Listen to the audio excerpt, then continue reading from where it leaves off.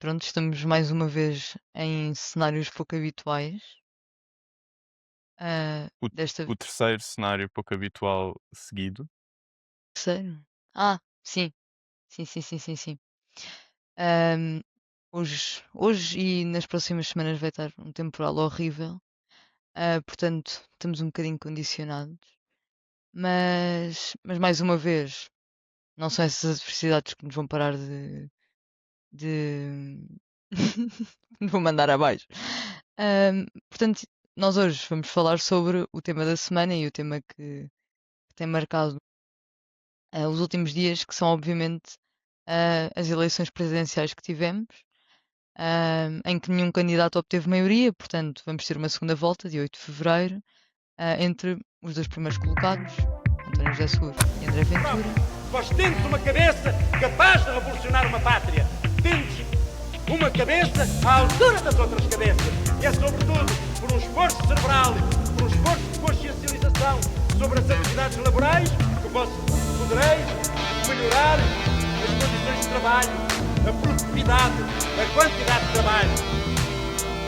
E eu quero só começar por também dar este contexto que, como estas eleições tiveram 11 candidatos, muito mais do que o habitual, isto reflete muito mais e reforça o clima político de fragmentação e de competição que nós temos assistido. Portanto, o que é que tens a dizer sobre esta primeira volta? Sobre esta primeira volta, eu primeiro tenho de dar mais um prémio às sondagens, que foram as verdadeiras vencedoras da noite, como sempre, como estão sempre certas, nunca erram, e de todo nunca influenciam, os resultados, por isso o meu primeiro prémio vai evidentemente para todas as sondagens que previram o resultado sem qualquer erro, porque foi 100% isso, que aconteceu. Porque é exatamente este o problema com as sondagens, é que, hum, se as sondagens fossem qualquer outro ramo de trabalho, se vamos imaginar que as sondagens eram a construção civil, caíam prédios, morriam pessoas. Se nós estivéssemos a falar, de operações cirúrgicas, o paciente ficava na mesa de operação. Ou seja, nós a barra que nós temos para as sondagens é uma barra que nós não temos para qualquer outra profissão, porque nós conseguimos ter sondagens erradas ano atrás de ano, atrás de ano, atrás de ano, não só em Portugal, como também no estrangeiro. As eleições americanas são o maior exemplo disso. Hum, e de alguma forma, continuamos a valorizar as sondagens como alguma coisa, fantástico. E as sondagens, de certa forma, servem o seu propósito. Não o propósito, entendido inicialmente de indicar uma previsão de qual é que vai ser o resultado, mas o propósito de certa forma, acabar por ajudar o voto útil ou uma espécie, de voto útil que nós, certo, que vamos falar mais tarde, hum, porque nós não podemos considerar que sondagens existem num vácuo. Nós não podemos considerar que as sondagens aparecem, as pessoas veem os resultados e elas não influenciam minimamente, o meio político. E acho que um dos grandes responsáveis pelo voto útil, evidentemente que não é o único, e principalmente nos últimos anos, têm sido as sondagens, que criam este clima de inevitabilidade, da necessidade de apoiar X figura, porque ela não tem uma percentagem suficiente, do eleitor fazer concessões. É quase como se sequestrassem a vontade do eleitor. Acho que o António Filipe até falou de um termo que eu achei bastante engraçado, que era, as sondagens estruturadas acabam por dizer sempre o vencedor ou por forçar sempre o vencedor. E a questão é que é exatamente isto que acontece, é que acaba por ser uma profecia quase autorrealizatória. Nós sabemos que elas não são minimamente fiáveis, mas depois o resultado é favorecer o voto útil de uma forma que talvez não fosse acontecer se as pessoas não tivessem a interpretar as sondagens. Hum, e isto depois leva-me também a outro ponto, que é o impacto, desta necessidade, de competição dos ciclos noticiosos e desta forma como se começou a fazer jornalismo, muito ligada já nos anos 90 aos canais televisivos de 24 horas de notícias e agora também ao imediatismo das redes sociais, que criam esta necessidade de estarmos constantemente a apresentar novidades, estarmos constantemente a mostrar que aconteceu alguma coisa para manter as pessoas agarradas, porque o modelo de negócio, assim o pede.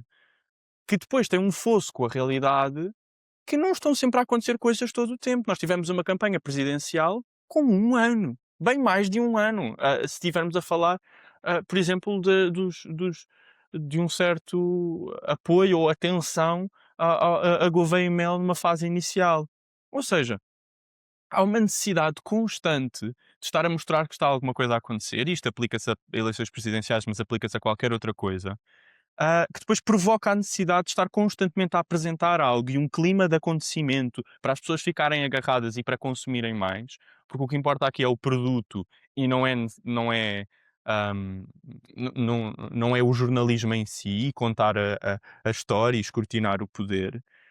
E depois, como a realidade não se enquadra neste modelo, é necessário fabricar este imediatismo constante das sondagens para nos fazer chegar a algum lado. Porque qual é a necessidade de termos uma sondagem todas as semanas? Nós chegámos a uma altura em que tínhamos sondagens todas as semanas dos diferentes, Sim, mais do que uma dos sondagem. diferentes news outlets, para não falar das tracking polls que, por exemplo, a TVI andou a fazer e que, vamos considerar, têm resultados de uma índole um pouco questionável, até do ponto de vista do rigor científico.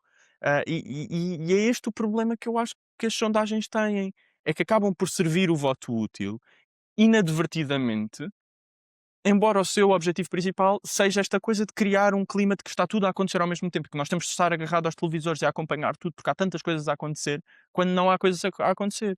E quando não há coisas a acontecer, criam-se. Sim.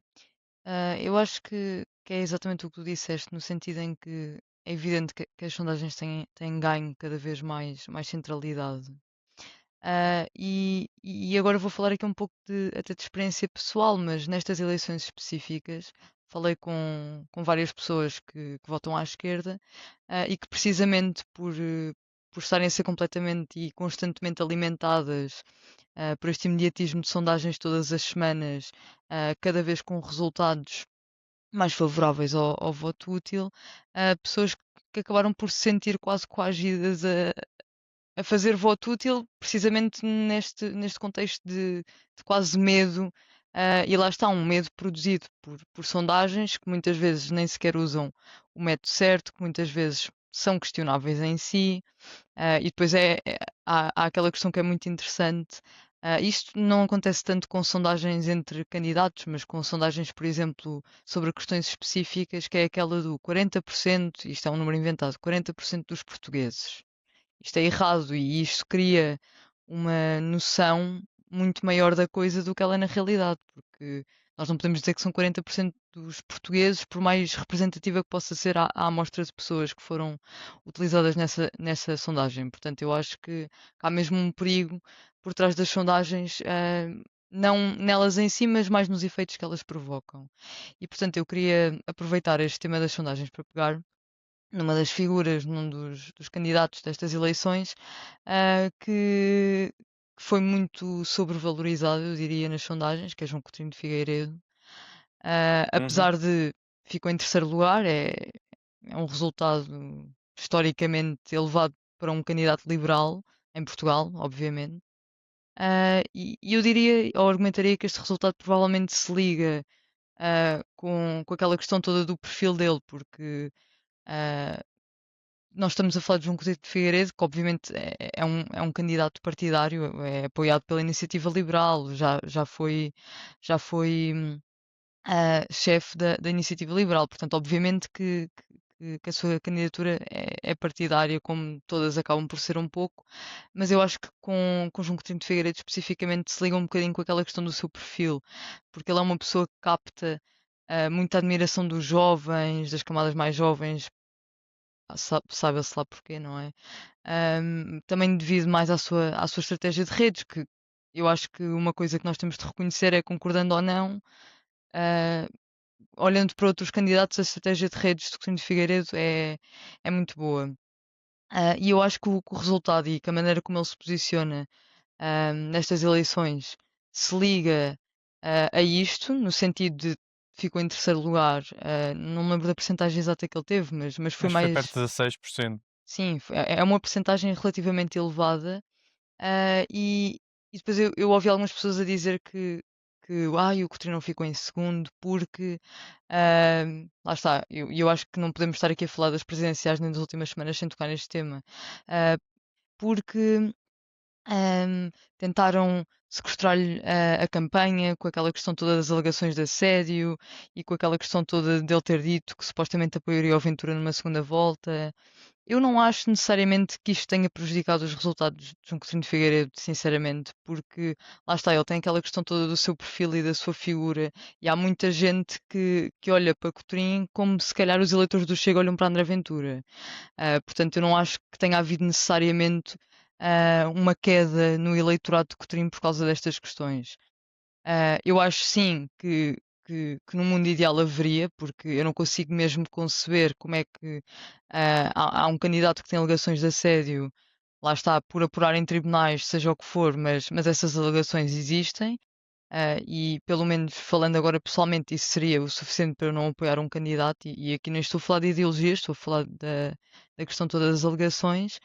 Portanto, se calhar num cenário ideal, isso até teria ahm, tido mais impacto na campanha dele e nos resultados que ele teve. Eu acho que isso não se verificou. Sim, não. E depois é aquela coisa que também é sempre relevante mencionar, que é esta suposta caça às bruxas de que Coutrinho foi alvo, com acusações de assédio, não foi uma caça às bruxas, porque esta denúncia de assédio nem sequer foi uma denúncia de assédio, foi uma partilha pela pessoa, nas suas stories dos amigos chegados, que é algo que é relativamente, obviamente não é totalmente privado, mas é relativamente privado e que não era evidentemente entendido para ser partilhado com o grande público. Quem trouxe, se quisermos, este assunto para a ribalta foi o próprio João Coutinho de Figueiredo, que pegou nas alegações, supostamente antes delas tomarem a campanha. É difícil pensar como é que elas talvez tomariam a campanha dessa forma se não fossem pessoas ligadas à iniciativa liberal a pegar nelas. E pensar até na forma violenta e predatória como ele trata um caso que nem sequer era entendido como um ataque, ou seja, não podemos dizer que era uma falcatrua política, que alguém tinha isto no saco há uma data de tempo, sabia disto e soltou, não. Foi uma pessoa a partilhar a sua experiência ahm, com o candidato num círculo fechado de pessoas que não era entendido para um público amplo, ou seja, temos de ter isto em consideração.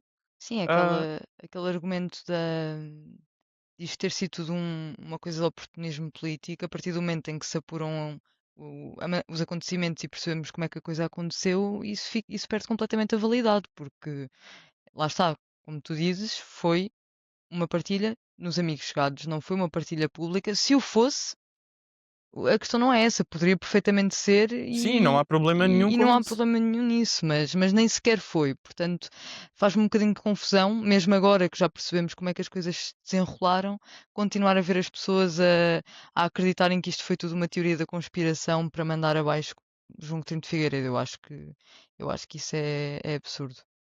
Mas falando da estratégia de redes de Coutinho de Figueiredo que tu tinhas falado, eu acho que ela é muito emblemática destas presidenciais em si, porque ele usa não só uma presença forte com a sua conta, o seu perfil no Instagram, no TikTok, como tem uma série de contas auxiliares que, pelo menos eu me fui deparando com ao longo da campanha, Professor Coutrinho, Coutrinho Live, imensas contas que inundam o espaço digital com a sua presença e que, e que amplificam a sua candidatura muito acima do que seria a sua projeção normal. E nós conseguimos ver João Coutinho de Figueiredo a pegar na fórmula das redes sociais e a aplicá-la perfeitamente a uma campanha política de uma forma que eu acho que só André Ventura tinha feito.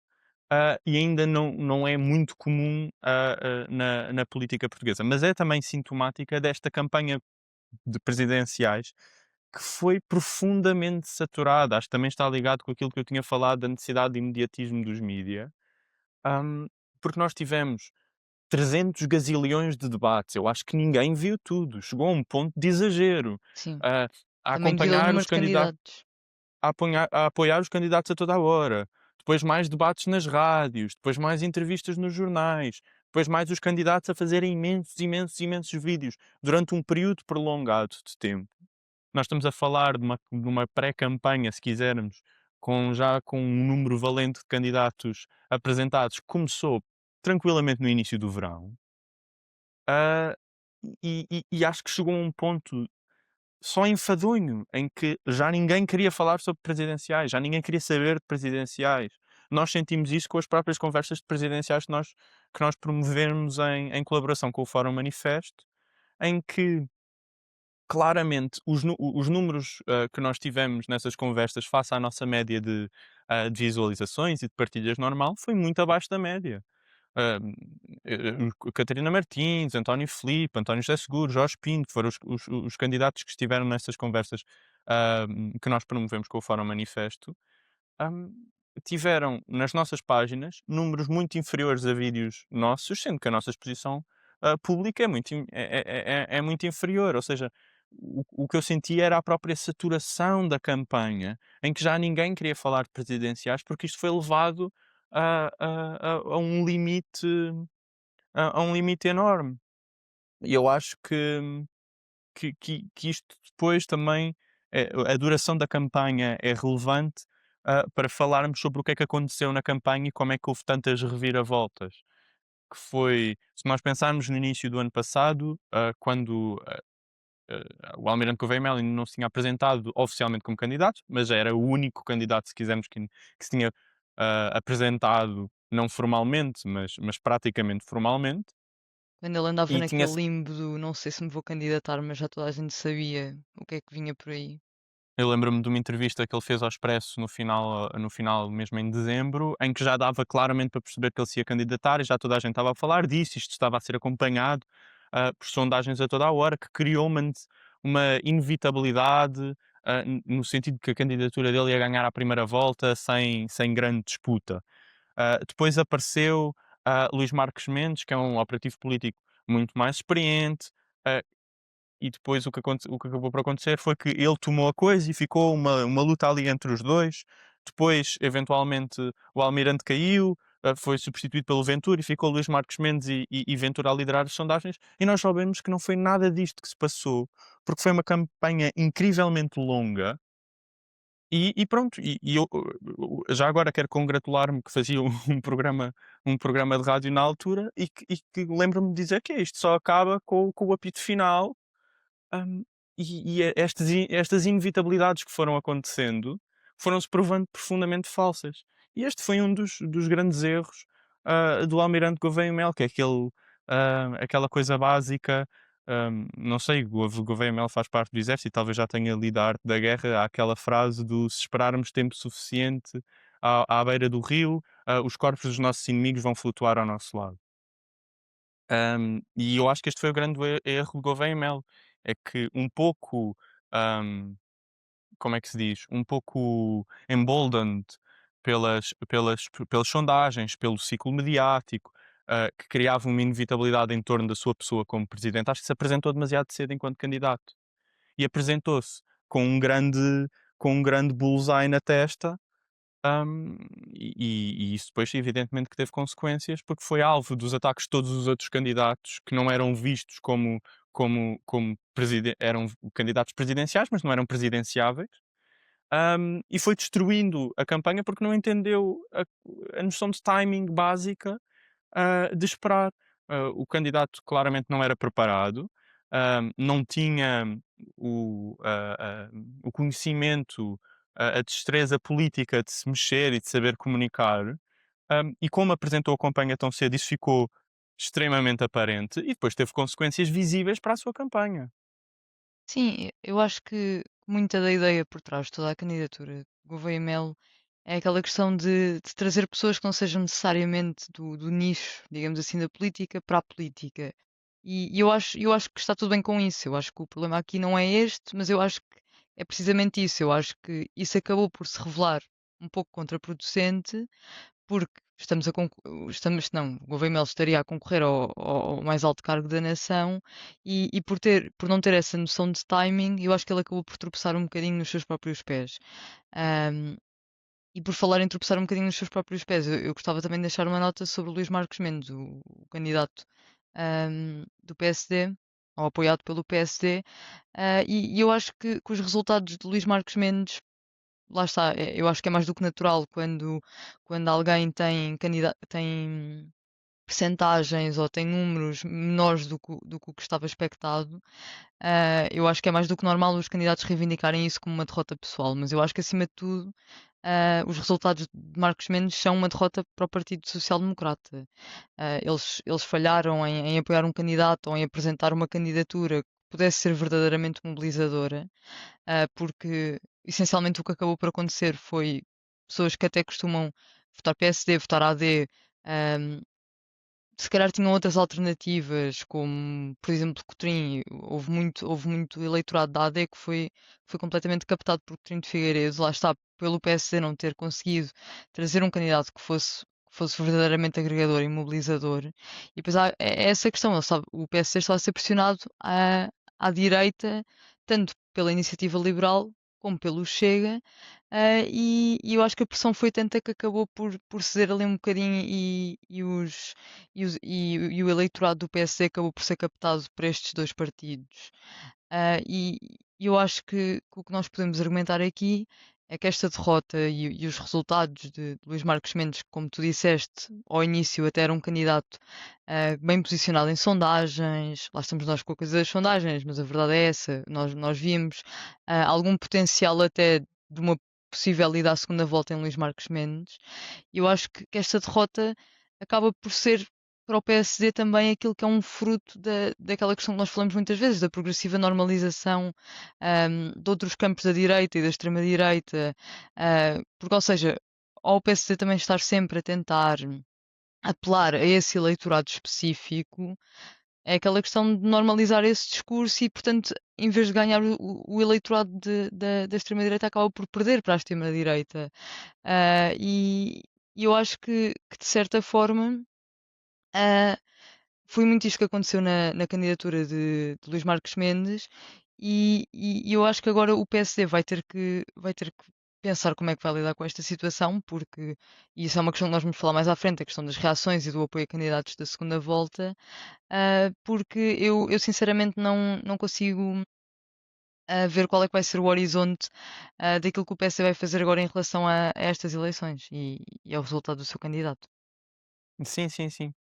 Falamos disso mais à frente, sem sombra de dúvida, porque é um dos pontos fundamentais. Mas é exatamente o que tinhas dito.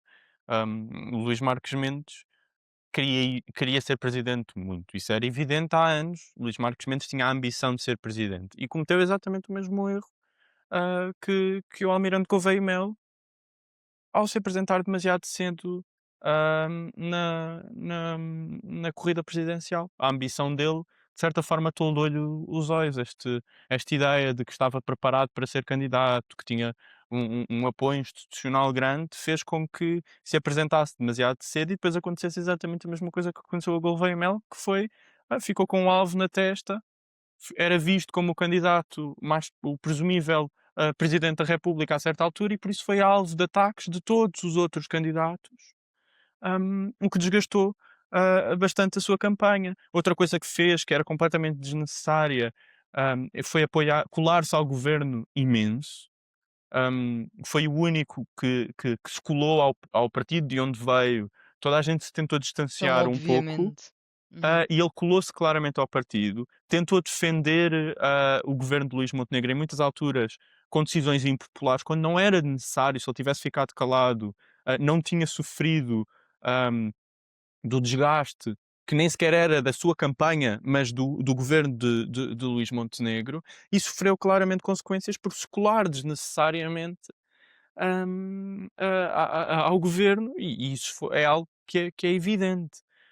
Também não deixa de ser irónico apontar, nós estávamos a falar de Coutinho de Figueiredo, que os portugueses parecem ter, os apoiantes da direita, do centro-direita, o que chamem-lhe o que quiserem, parecem ter punido muito mais um homem pelos seus negócios e a sua consultoria com empresas como, por exemplo, a Sonangol, que podem ser um bocadinho mais sujos, por assim dizer, ou seja, pode haver qualquer coisa ali, pode não haver, mas são certamente uma área um pouco a caminhar na corda bamba.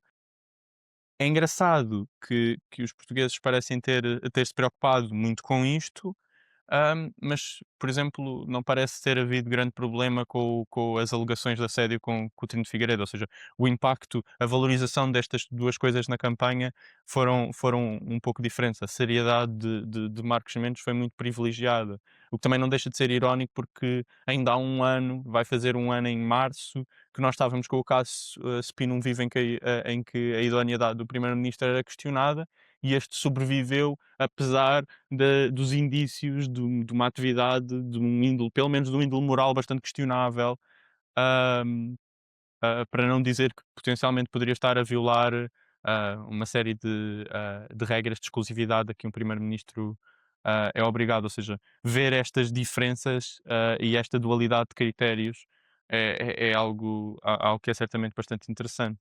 Mas pronto, também é como eu estava a dizer, e saltando para o presumível Presidente da República vindo 8 de Fevereiro, António José Seguro beneficiou do facto de ninguém gostar dele.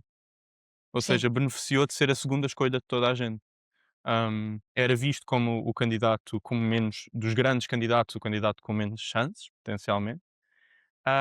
Isso fez com que não fosse o principal alvo de qualquer espécie de ataque de outros candidatos. Os outros candidatos que tiveram momentos em que estiveram à frente foram-se progressivamente desgastando em certas alturas, porque iam sendo atacados pelos outros enquanto ele permanecia calado. E eu acho que António José Seguro passa à segunda volta, não porque é o candidato que as pessoas preferem, mas porque é o candidato menos mau. Ou sim. seja, há uma certa direita, um centro-direita, que eu acho que depois de algumas coisas com Luís Marcos Mendes ou até com Coutinho de Figueiredo se viraram para António José Seguro como alternativa. Há uma série de pessoas da esquerda que olharam para António José Seguro como a única forma da esquerda chegar à segunda volta, como se António José Seguro sequer fosse de esquerda. E António José Seguro avança, eu diria, claro que isto é uma suposição, mas com menos apoiantes convictos na primeira volta do que André Ventura, que teve 24% do voto. Os 35% do voto de António José Seguro parecem profundamente pouco motivados. Parece que foi a escolha do teve de ser, que é um candidato que não tinha nenhuma visão particularmente diferenciada da sociedade, não tinha qualquer espécie de projeto, por amor de Deus, o lema de campanha de António José Seguro era um futuro seguro. A ambição está completamente ausente da campanha, é um candidato profundamente aborrecido, sem carisma nenhum, hum, que não tem grandes propostas, que o que propõe é um futuro seguro, é as coisas manterem-se mais ou menos na mesma. E as pessoas apostam nisto porque, lá está, é o voto útil e veem que os seus candidatos a coisa não ia correr tão bem e toda a gente corre atrás de Seguro, que continua a ser um patinho feio, porque eu continuo a não ver razões para se votar em Seguro. Se nós formos ver o próprio discurso de António José Seguro, é o discurso mais Miss Mundo de todos os Sim. candidatos. Como já tinha dito, nós promovemos uma série de conversas com candidatos presidenciais em parceria com o Fórum Manifesto. E na conversa de António José Seguro, eu estive a fazer anotações dos minutos, porque ela saiu em formato podcast, que ainda podem ouvir. E em múltiplas alturas em que eu estava a anotar a conversa, eu só escrevia discurso de Miss Mundo porque não havia nada para dizer. Porque o que ele diziam eram platitudes profundas. E claro que todos os candidatos presidenciais vão dizer platitudes e é inevitável que digam platitudes. Mas chega uma certa altura em que não se vê substância nenhuma. E foi na ausência de substância que as pessoas conseguiram projetar ah, o que queriam, que no caso não era muito. Eu acho que António José Seguro é aquele caso de. Parece que chegou à segunda volta e nem o senhor sabe bem como, porque foi assim uma coisa mais ou menos entre os pingos da chuva e a certo ponto, de facto, houve ali um pico, mas lá está, e voltamos ao ponto que falámos no início da conversa, que é a questão das sondagens. Ah, não quero dizer a maior parte, mas há uma quantidade significativa dos eleitores que votaram em António José Seguro que só o fizeram, única e exclusivamente, porque ao verem as sondagens e ao verem que haveria uma possibilidade da segunda volta ser entre André Ventura e Cotrinha ou André Ventura e Seguro, escolheram votar em Seguro. E lá está, não por uma questão de convicção, não por uma questão do potencial que ele teria, mas por uma questão de medo. António José Seguro gosta muito de falar da esperança nos seus discursos de Miss Mundo, mas eu acho que pessoas terem votado por António José Seguro por esperança é uma coisa muito vazia, porque eu acho que a esperança se pode ir buscar a muitos sítios. Eu acho que a esperança não se vai votar, não se vai buscar à falta de convicção, à falta quase de espinha dorsal em alguns temas, à falta de saber abordar as coisas e encabeçar as coisas sem medos, sem receios, sem esta coisa de tentar agradar aos dois lados porque eu estou-me aqui a tentar meter no meio. Eu acho que a esperança não se tira daí. E esta questão toda da segunda volta e todas das discussões que estão a haver, eu acho que são mais que válidas, porque no cenário em que nós estamos, por mais que nós possamos estar aqui a criticar ou a apontar o que há de criticável em António José Seguro, nós também temos de saber olhar para o outro lado e perceber o que é que está aqui em causa. Mas antes de irmos aí falando da campanha especificamente, e- eu não sei o que dizer sobre a campanha de António José Seguro, porque lá está, esta campanha foi tão extensa e tantos candidatos, tanto imediatismo, que António José Seguro andava por ali a fazer-se, a fazer sabe-se lá o quê, tocou muito na questão da saúde, focou-se muito na saúde pública, mas lá está, discursos, pouco mais. Diz que quer ser um Presidente da República moderado, focado na estabilidade, no consenso nacional. E eu acho que, de certa forma, ele acaba por representar muito da sociedade que nós temos neste momento, no sentido em que é aquela coisa de não há uma grande ambição de mudança, isto é o confortável, isto é o que eu apresento, e agora, ainda por cima, no horizonte que temos à frente, em que acho que as opções são bastante claras, as pessoas vão se acabar quase por conformar. Eu acho que os votos de António José Seguro vêm muito desta questão do conformismo e do epá, vai ter que ser, e não mesmo de um lugar de convicção. Tanto que conheço inúmeras pessoas que votaram em António José Seguro, quase nenhuma por ser o candidato preferencial, ou por convicção, ou por o que quer que seja, mas sim por medo ou por conformismo. Sim, e isto leva-nos à lógica paradoxal, do mal menor, que é uma garrafa sem fundo e vai ser sempre uma garrafa sem fundo, porque é prescindir da opção, que nós verdadeiramente apoiamos em prol de um candidato que nós vemos que tem maiores chances de ganhar e é menos pior, e que supostamente seria mais agregador, ironicamente eliminando qualquer chance, de o candidato que nós queremos chegar a uma segunda volta. E a questão é que, assim, saltando de mal menor de mal menor em mal menor, não parece que estamos a evitar o mal maior.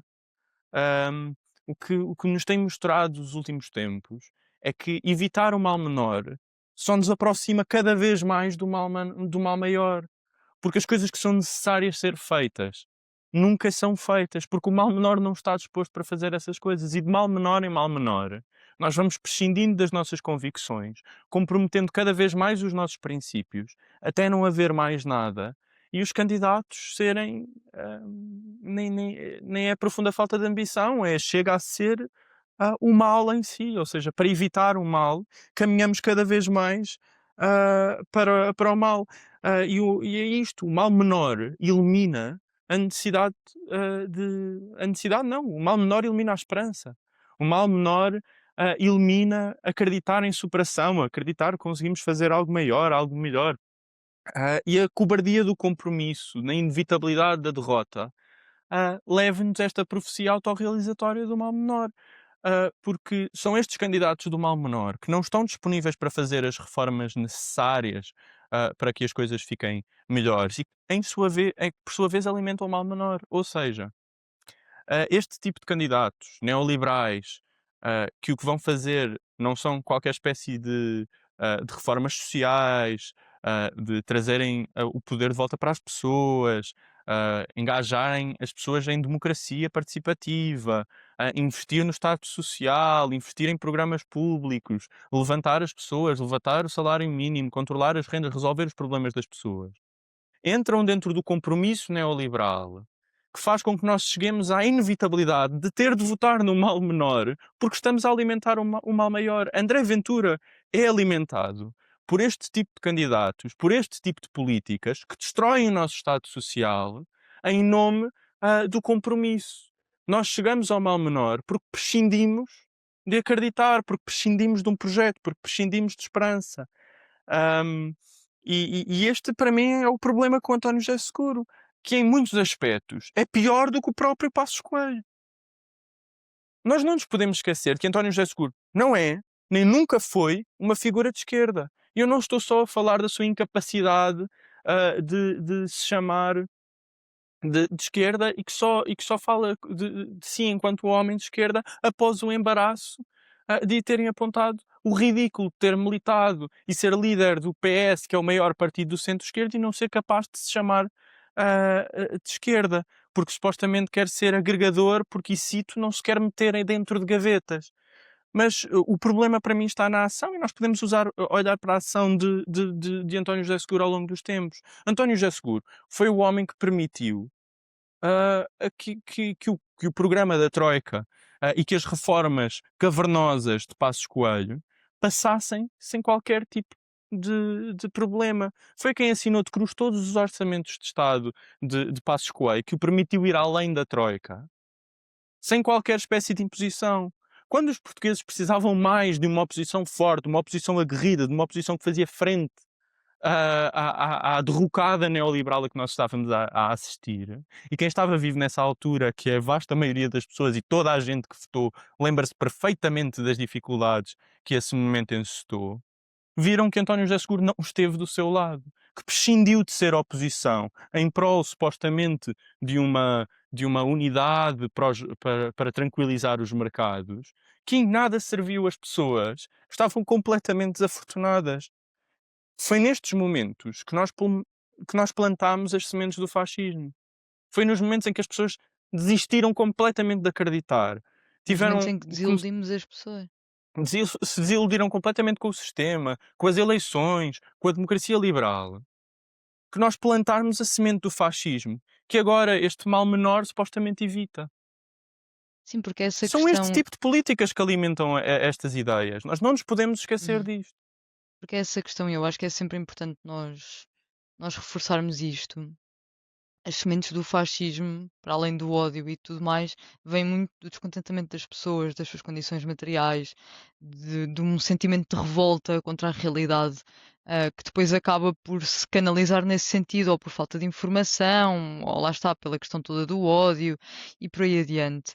E eu acho que é precisamente isso. Eu acho que muita da desilusão e da revolta, porque eu acho que nós temos particularmente um momento, e isto sente-se muito nos jovens também, um sentimento muito amargo contra o Partido Socialista. E eu acho que este momento específico acaba por ser uma das grandes razões pelas quais isso é uma questão, porque é exatamente o que tu estavas a dizer. No momento em que as pessoas precisavam de ser protegidas, defendidas e apoiadas, António José Seguro entregou-lhes o oposto, entregou-lhes mais uma vez o conformismo, a falta de ação, e eu acho que agora o que António José Seguro faz é trazer quase ou seja, supondo que ganhará a segunda volta, vai trazer quase um sentimento de alívio e de conforto e até de felicidade para algumas pessoas, porque André Ventura não ganhou. Mas eu acho que também é importante lembrarmos que não é por André Ventura não ter ganho que está tudo bem. E não é por André Ventura não ter ganho que temos um Presidente da República ideal, que vai fazer precisamente as coisas que tu disseste, trazer o poder de volta para as pessoas e por aí adiante. Portanto, eu acho que também é importante nós reforçarmos isto e não cairmos nesta retórica de agora andarmos quase a fazer campanha por António José Seguro para a segunda volta, esquecendo-nos que ele próprio também acaba por encabeçar muito daquilo que vai contra os valores até de muita gente que votou ou que irá votar nele. E eu acho que isto é importante reforçar. Adiar, ou seja, no fundo, votar em António José Seguro é alimentar e, de certa forma, adiar a ascensão de um André Ventura. No sentido em que é este tipo de políticas que são conduzidas que nos leva a estes caminhos, esta profunda falta de ambição. António José Seguro é uma figura que é profundamente camaleónica. Se nós formos ver esta campanha, é uma figura que é profundamente camaleónica. Funciona na superfície com o seu discurso de Miss Mundo e só toma partido quando as coisas já são o consenso. O maior exemplo disto é o pacote laboral. Eu lembro-me de António José Seguro dizer que o pacote laboral era um assunto dos partidos e do governo e que o Presidente da República não se pronunciava. E absteu-se completamente de discutir o pacote laboral. Nós discutimos isto num programa para aí em outubro. Quando houve uma vitória massiva das pessoas nas ruas, não foram dos partidos, foram das pessoas nas ruas, António José Seguro de repente sempre esteve do lado do pacote laboral e já disse que votava a lei, que ia considerar votar a lei. Que se o pacote laboral fosse passado assim, sem concertação social, que votaria a lei. Mas isto foi depois das pessoas Uma terem greve geral. arrancado essa concessão. Sim. Ou seja, não é por Essa concessão. convicção. Não foi algo que António José Seguro estava pronto para apresentar, foi algo que António José Seguro foi obrigado a fazer, porque é uma figura profundamente camaleónica que funciona com o que era necessário para ser eleito. Entre isto, há outros exemplos, como por exemplo a coisa de não se chamar de esquerda. E só depois de perceber o erro de não se chamar de esquerda para conseguir Ter o sido voto criticado útil, por este todos voto os pelo lados. medo da esquerda, Uhum. é que aí já foi capaz de se chamar de esquerda moderada e fresca e democrática e uma coisa qualquer. E é este o problema. É que nós não podemos apoiar estas lutas, se quisermos, e estas grandes vitórias dos candidatos de esquerda pelo mundo, como por exemplo Mamdani, acreditar em Mamdani, defender Mamdani, celebrar Mamdani, mas depois nas nossas eleições cá, não sermos capazes de na hora H fazer o que é necessário para garantir que esses candidatos depois chegam ao poder, sendo que, evidentemente, que esse não é a barra e que o objetivo não é eleger bons candidatos única e exclusivamente, não é isso que nós andamos aqui a fazer, acho que queremos um bocadinho mais do que isso. Mas o que António José Seguro me indicia, foi por isso que eu não votei nele, o meu sentido de voto é público aqui neste programa, hum, é esta profunda falta de ambição e este sentimento de inevitabilidade que alimenta em si o descontentamento que nos leva à situação em que estamos. António José Seguro não é em si a causa. Eu não estou a dizer que o António José Seguro é o único culpado pelas coisas da Troika. Não estou a dizer que não estou sequer a fazer uma ligação direta entre António José Seguro e a situação atual. Estou a dizer que António José Seguro é parte do sistema, desempenha a função e é parte do grupo de pessoas movidas por estas dinâmicas que fazem com que isto aconteça. Ou seja, eu culpo António José Seguro individualmente? Não.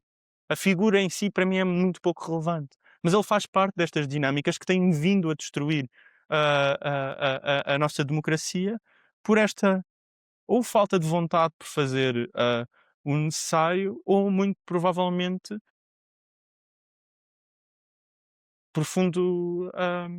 Nem é falta de vontade, é não querer. Não é falta de ambição, é falta de vontade. Era isso que eu queria dizer. Confundi-me um pouco aqui. Eu queria precisamente chegar a esta parte para falarmos também um bocadinho dos resultados à esquerda nestas eleições, os resultados do Jorge Pinto, de António Filipe e de Catarina Martins. Eu acho que nós não podemos falar disto sem state the obvious, que é o erro de não haver uma candidatura, nem é de não haver uma candidatura, é de não deixarem que houvesse uma candidatura agregadora por se candidatarem ahm, três pessoas diferentes. Isto obviamente causará uma dispersão de votos, sendo que há aqui uma maior proximidade ideológica e que poderia perfeitamente, e nós falámos disto num programa, havia quem tivesse condições para ser essa candidatura agregadora, que depois não foi possível pelo surgimento das que lhe seguiram, e os resultados disto foram péssimos. Os resultados foram muito baixos. Lá está, como nós já dissemos uma data de vezes, muitos eleitores de esquerda optaram pelo voto útil em seguro para travar aventura, mas isto também se deve à incapacidade da esquerda de ter conseguido ser um bocadinho mais mobilizadora e agarrar mais as pessoas, porque estas cedências ao voto útil também se fazem com mais leveza por não sentir uma mobilização intensa e real. Eu sinto que nesses casos é muito mais, é muito menos, aliás, é muito menos provável que as pessoas cedam a isso. Lá está, eu acho que, e lá está, isto não é um bragging que nós estamos aqui a fazer, mas eu não cedi ao voto útil, tu não cedeste ao voto útil, e talvez por sentir mais esta mobilização. ahm, e o que acabou por acontecer foi que, do nada, o eixo em que esta eleição ou que esta segunda volta se vai disputar já nem sequer é um eixo de esquerda-direita ou o que seja, é um eixo da democracia liberal contra o populismo radical. Ou seja, já nem sequer há essa representação, até porque lá está. António José Seguro, como ele tal quase o disse, não é um candidato de esquerda. Portanto, eu acho que o erro aqui foi mais uma vez a esquerda de estar numa posição defensiva, não estar numa posição de tentar fazer o trabalho de base de outra maneira. Depois também há a questão toda da estratégia de redes, que por alguns candidatos não é de toda a melhor. E eu acho que isto tudo acabou por se refletir nos resultados péssimos que tivemos nesta segunda volta. Nós temos ahm, o, o senhor que diz que quer vinho canalizado nas casas dos portugueses à frente de Jorge Pinto. Isto é engraçado, mas na realidade isto mostra o buraco em que alguns candidatos da esquerda estiveram nestas eleições. Sim, eu acho que nós tivemos a esquerda teve claramente um problema enorme nestas eleições. Acho que fizeram 3 péssimas campanhas. As campanhas não foram boas, não foram minimamente agregadoras e não foram capazes de semear a esperança necessária, para não tornar inevitável o voto útil. Porque é esta coisa que a esquerda sempre tem, e que os outras partes do espectro político não conseguem projetar, que é a esperança. A esquerda traz consigo a possibilidade de um mundo novo e quando está bem organizada para o fazer consegue incutir esta esperança nas pessoas e é isto que leva a esquerda à vitória. Eu acho que isso não foi possível por uma série de erros técnicos, designadamente nas redes sociais. Nós olhamos para as campanhas da direita nas redes sociais, estão a milhas das campanhas da esquerda em termos de qualidade, muito, muito melhores. E acho que se quisermos, não queria dedicar muito tempo a isto, mas acho que quando os partidos são muito antigos, ou quando os partidos já têm muita prática, não é necessariamente muito antigos, não estou a falar só do PCP que tem mais de 100 anos, cristalizam as suas formas de fazer campanha, as suas formas de cativar votos, as suas formas de mobilizar os eleitores e têm muito mais dificuldade em adaptar-se à evolução das tecnologias e à evolução do mundo no sentido de trazer mais votos. Não significa que a mensagem é menos atual, muito bem pelo contrário, mas a forma de chegar às pessoas Transmissão. fica um pouco difícil e eu acho que isso que se tornou aparente e é necessário reconhecer. Deixar também uma palavra à campanha de Jorge Pinto, que eu acho que foi bastante infeliz. Desde o início, nós já tínhamos falado disto no outro programa, em que se nós nos apresentamos como candidato para apoiar outro candidato, mais vale não nos apresentarmos. Acho que Eu isso é uma acho, falta de respeito para com os eleitores profunda, porque para acreditar numa campanha nós acreditamos numa pessoa que quer chegar lá. Se a pessoa nem sequer quer chegar lá porque está pronta para prescindir a favor de outra pessoa, mais vale não existir a campanha. eu acho que E acho nem que isso foi Jorge uma Pinto profunda votou em falta de Jorge respeito Pinto. e acho que sofreu da sua profunda falta de ambição e do desrespeito que a campanha teve para com os eleitores ao ficar atrás do candidato piada, literalmente do candidato piada, no sentido em que era um candidato satírico, que é algo que é bastante infeliz e acho que foi mal conseguido nesse sentido e é necessário apontar sempre. Ou nós estamos cá ou não estamos cá. Aquela coisa do rabo de peixe, ou quarta-feira, quarta-feira, ou entras ou vais para o caralho. E eu acho que foi isto que aconteceu Sim, sim, aqui. sim, sim. Eu acho que isso foi notório. Eu acho que, como eu estava a dizer, eu acho que nem Jorge Pinto votou em Jorge Pinto.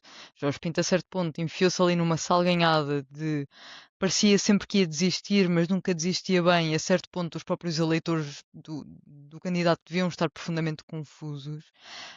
E depois, essa questão também me fez um bocadinho de confusão, porque parecia que Jorge Pinto acreditava que a vontade das pessoas que votariam nele era quase sua e que os votos eram transmissíveis por airdrop. Ou seja, ele andava ali a fazer campanha, que supostamente, lá está, serve para quê? Para conquistar eleitorado, para chegar às pessoas e tudo mais, e depois começamos ali a chegar a uma reta final e ele começa ali a mandar dicas de que se calhar vai, lá está, dispersar os votos para António José Seguro, e isso não faz sentido nenhum, é um profundo desrespeito ahm, aos seus eleitores e também tem quase este sentimento de os votos são transmissíveis, que eu acho que também é profundamente errado, porque no fim do dia os É a eleitores vontade das é que pessoas. votam e é a vontade das pessoas e não é a vontade de Jorge Pinto de agora endossar seguro porque está a ver que aquilo não está a ir a lado nenhum. Eu acho que E, isto e foi é, um erro trágico. mas também é importante apontar uma coisa que é importante sempre dizer e que às vezes com estes resultados que não são positivos, não fica tão aparente, é que a esquerda foi vital para estas eleições presidenciais. A esquerda foi muito importante para estas eleições presidenciais e mesmo não tendo conseguido resultados que são de longe ideais, foi extremamente importante para trazer temas para a mesa que de alguma forma não estariam na mesa. Se não houvesse esquerda nestas eleições presidenciais, mesmo com os resultados míseros que tiveram, o debate ia ser feito à direita. O debate ia ser feito com as palavras da direita, com os temas da direita, à As direita. ambições A da esquerda direita. garantiu, não da maior forma possível, que os temas da esquerda conseguiam estar presentes. Conseguiu garantir que o trabalho era um assunto que estava presente, que o pacote laboral era um assunto que era discutido com seriedade, Num cenário em que não haveria que esquerda os nestas direitos humanos são uma eleições, coisa que são importantes. o pacote laboral E seria um dado adquirido. na ausência da esquerda, isto era uma conversa que tinha sido dramaticamente diferente. Na ausência da esquerda, a campanha ia ser muito diferente. E é difícil ver isso porque nós não conseguimos imaginar como é que seria outra campanha. Seria futurologia, seria outra coisa qualquer. Mas precisamos de pensar nisto de uma forma séria. Sim, era o que eu estava a dizer, por exemplo, se não houvesse esquerda nestas eleições, por exemplo, a questão do pacote laboral nem sequer seria um tema discutível, era um dado adquirido deste pacote laboral existe e nenhum de nós o votaria e está tudo bem com ele. Portanto, eu acho que sim, também não podemos ser injustos e não reconhecer o mérito nesse sentido. Agora, eu não sei se tu tens mais algum ponto que queiras tocar antes de Sim, sim, passarmos sim, sim, sim, à sim. questão toda da segunda volta e das reações e dos endossamentos e por aí. Não, era aí que eu queria Ok, ir, que então era. começa. ahm, eu acho que este é o melhor cenário para André Ventura. Acho que André Ventura, se fosse escolher um candidato para ter uma eleição contra, seria António José Seguro. Qualquer outro candidato impediria-o de se afirmar enquanto líder da direita. E em cima de se afirmar enquanto líder da direita, António José Seguro não. André Ventura consegue fazer outra coisa ainda mais importante, que é enquadrar esta campanha numa batalha existencial entre a direita e o antissistema e inovação e a esquerda e o socialismo e o não sei quê. Este é o enquadramento que André Ventura consegue fazer. Com qualquer outro candidato da direita, ele não conseguia reivindicar esta ambição e provavelmente teria um resultado muito pior, porque a esquerda ia unir-se de alguma forma à direita para evitar, para evitar André Ventura e o resultado seria mísero. Embora eu acho que seja improvável que André Ventura ganhe as eleições, esperemos que não, hum, tem uma chance maior porque há uma certa direita, e nós vamos falar disto um bocadinho mais à frente, de certeza absoluta, que prefere votar em, em André Ventura do que votar em António José Seguro.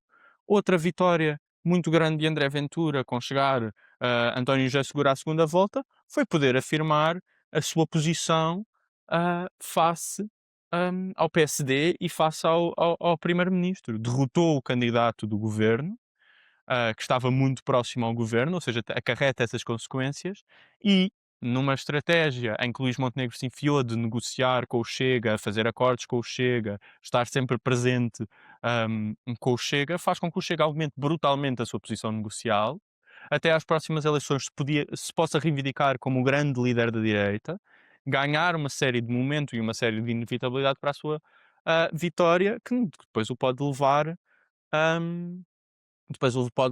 a um cargo de primeiro-ministro. Também não deixa de ser relevante dizer, eu tinha-me esquecido de dizer quando estava a falar de António José Seguro, que António José Seguro pode muito realisticamente ser o presidente a tutelar, a tutelar o primeiro-ministro André Ventura. E nós temos de pensar o que é que isto depois também acarreta, que é o que é que esta figura, que se nós formos ver no passado não esteve disponível para fazer frente ao governo da Troika, que não esteve disponível a fazer essas concessões, como é que ele será a tutelar um primeiro-ministro de extrema-direita que está claramente, que tem claramente o plano de destruir o Estado de Direito? Isso também é uma pergunta que é muito relevante fazer e que eu acho que de muitos dos candidatos que estavam propostos, António José Seguro era dos piores, no sentido em que eu não o vejo com a ambição e com a força de vontade para fazer frente a um potencial governo de extrema-direita. Por isso mesmo é que eu há pouco dizia que nós não podemos encarar a possível vitória de António José Seguro como um indicador de conforto ou de que está tudo bem, porque nós não sabemos como é que ele se irá posicionar em muitos assuntos. Esse, a questão da revisão constitucional, há muita coisa em cima da mesa ah, de risco que tem de ser pensada aqui. E sobre André Ventura, como tu disseste, eu acho que André Ventura está na Disney, ele deve estar contentíssimo, até porque há aquela questão de. Eu pelo menos acho que André Ventura não tem a ambição de ser Presidente da República, eu acho que toda a gente Sim, vê claro. André Ventura como alguém que quer ser Primeiro-Ministro, não Presidente da República, e eu acho que este cenário é ideal para ele precisamente por causa disso, porque provavelmente não irá ganhar, mas ao mesmo tempo agora pode proclamar-se, lá está, o novo líder da direita, derrotando o governo, derrotando a iniciativa liberal e por aí adiante, e a iniciativa liberal também com um candidato forte, portanto, é uma vitória nesse sentido. E depois lá está, reforça a ideia de que representa o espaço não socialista e deste modo ele vai conseguir de facto apelar ao eleitorado daquela direita mais tradicional, que vê Bafiento. ainda bafenta, assim, e que vê estas questões assim como um jogo de dois campos, como se a vida fosse quadrada. E eu acho que agora introduzia esse tema, a reação dos candidatos dos partidos de direita que decidiram não recomendar explicitamente apoio a nenhum dos candidatos, mantendo uma suposta posição de neutralidade, que na verdade é tudo menos neutra.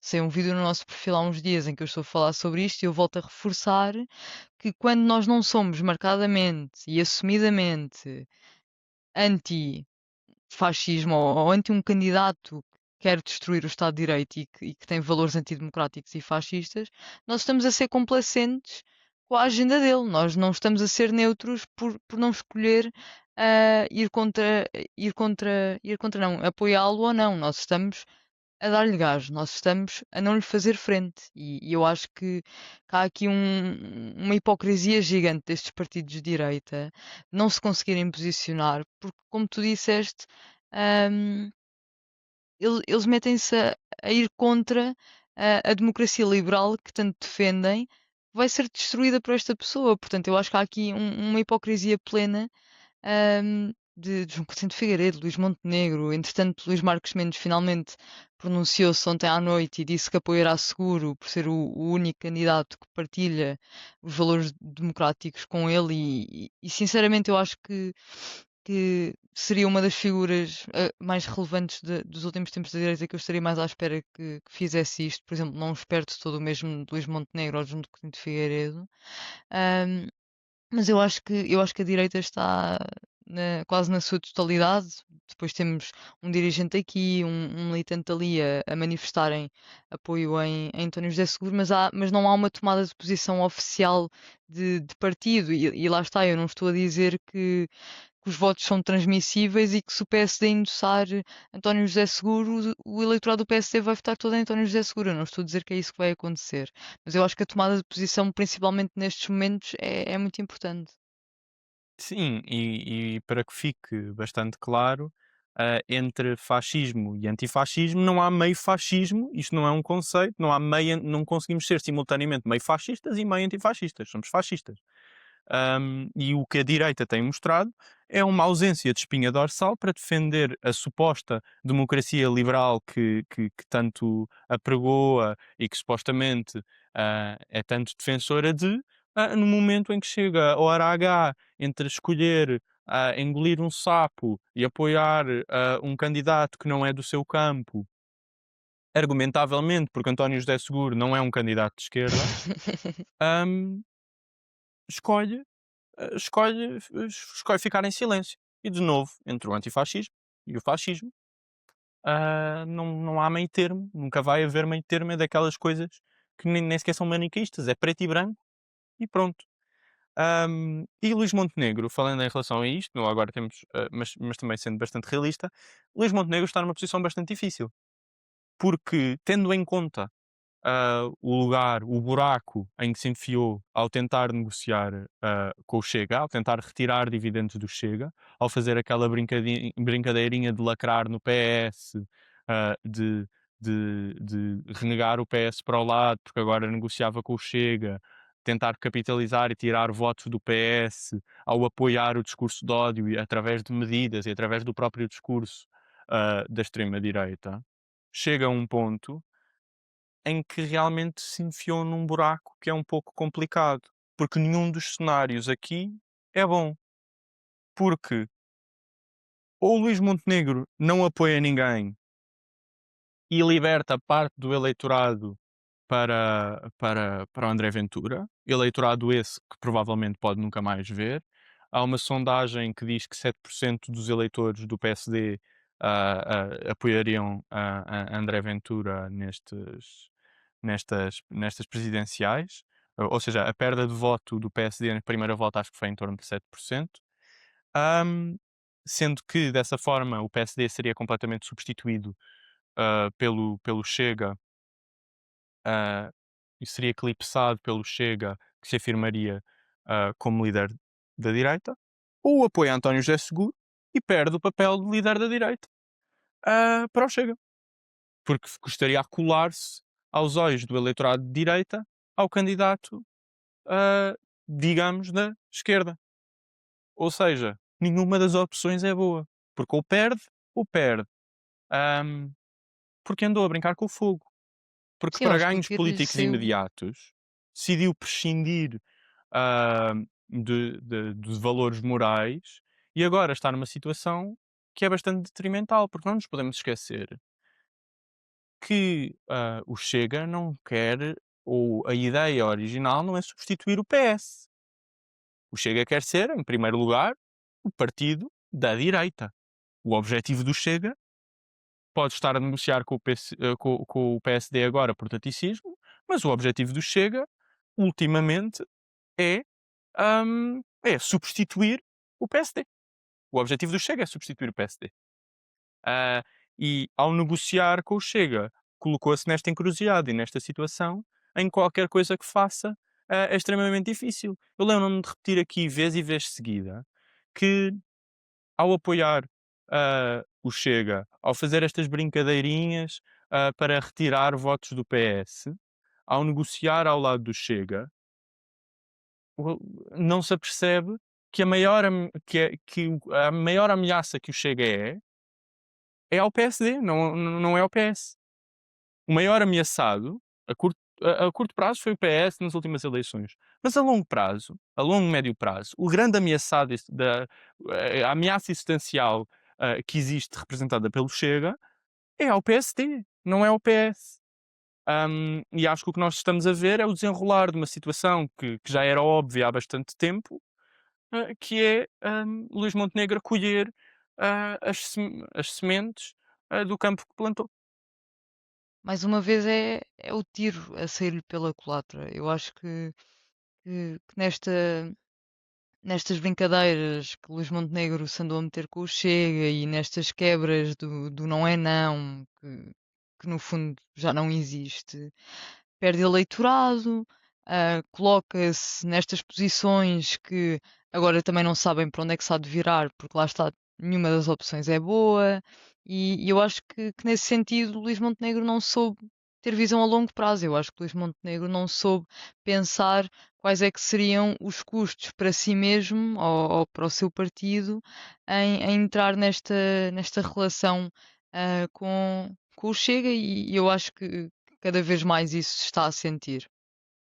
Depois temos os partidos à esquerda que pronto, que naturalmente apelaram formalmente ou mais informalmente ao voto em António José Seguro, pronto, dizendo que se trata de uma escolha entre defender a democracia ou apoiar um projeto político perigoso como é o projeto do Chega ou de André Ventura.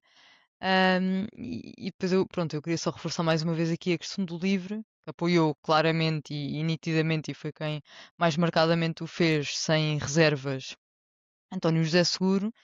E lá está, isto choca um total de 0 pessoas porque isto aconteceu durante a campanha, portanto agora não podíamos esperar menos que isto. Eu acho que Jorge Pinto deve estar super contente de finalmente poder apoiar formalmente e sem papas na língua António José Seguro, mas pronto, de uma forma geral eu acho que são posições responsáveis, porque lá está, apesar de tudo o que nós estivemos aqui a falar, a prioridade que temos de ter agora por nos termos enfiado nesta situação é bloquear a vitória de André Ventura, porque estamos a falar de um risco para direitos fundamentais, de um risco para o Estado Social, de um risco para a estabilidade e o sistema democrático como o conhecemos, que não sendo perfeito, obviamente, e com todas as suas falhas e com tudo o que há para mudar, não é um regime fascista, não é um regime que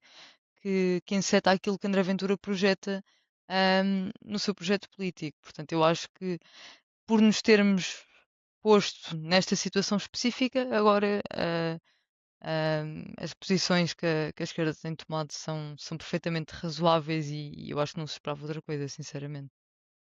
Sim, acho que pronto, hum, tendo em vista a situação em que temos, é sempre relembrar que isto não representa um apoio a António José Seguro, às ideias de António José Seguro, à campanha de António José Seguro, É a António António José José Seguro. Seguro ou a qualquer coisa associada a António José Seguro ou um futuro seguro, mas Inseguro. que é esta a situação em que infelizmente nos encontramos e que face a André Ventura, a esta encruzilhada em que estamos, sempre relevante mencionar, como já tinha dito, que é por este caminho e que a lição fique desta vez para a próxima, para as vezes seguidas, que é através deste caminho do mal menor, desta garrafa sem fundo do mal menor que nós caminhamos para o mal maior, nunca nos equivoquemos,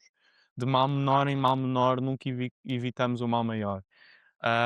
E pronto, é triste, é infeliz, mas no dia 8 de fevereiro, temos entre uma escolha flácida e um fascista, e entre um fascista e pronto, acho que é isso que é necessário dizer. Acho que podemos saltar para as nossas recomendações Sim, culturais. eu queria só deixar mais uma vez um último apelo também. Deve ser para aí a terceira vez que eu estou a dizer isto neste programa, mas é precisamente isso. Não deixarmos que a potencial vitória de António José Seguro nos tranquilize e nos conforme, porque isso não é um sinal de que está tudo bem, não é uma vitória para a esquerda. Portanto, E é deixar só extremamente essa. perigosa. É extremamente perigosa e pode parecer um alívio no momento imediato, mas eu acho que é acima de tudo mais um elemento para o qual temos de manter os olhos abertos. Portanto, deixar este último apelo e agora sim, então podemos passar para as nossas sugestões culturais, que já estamos com bastante tempo. Portanto, o que é que recomendas esta semana? O livro que eu recomendo está algures atrás de mim neste momento, por isso eu abri-o aqui no tablet, que se chama If We Burn. Um, The Mass Protest Decade and the Missing Revolution, do Vincent Bevins. Ele é um jornalista que é relativamente conhecido por ter escrito um livro há uns anos que é o Método de Jacarta, editado em Portugal. Eu acredito que uma edição do If We Burn deve estar a vir para Portugal também. O livro é extremamente interessante porque conta a história da década passada, de 2010 a 2020, através da rua. Ou seja, através dos protestos, através dos movimentos sociais. Conta a história do mundo através da rua. E é uma proposta bastante arrojada.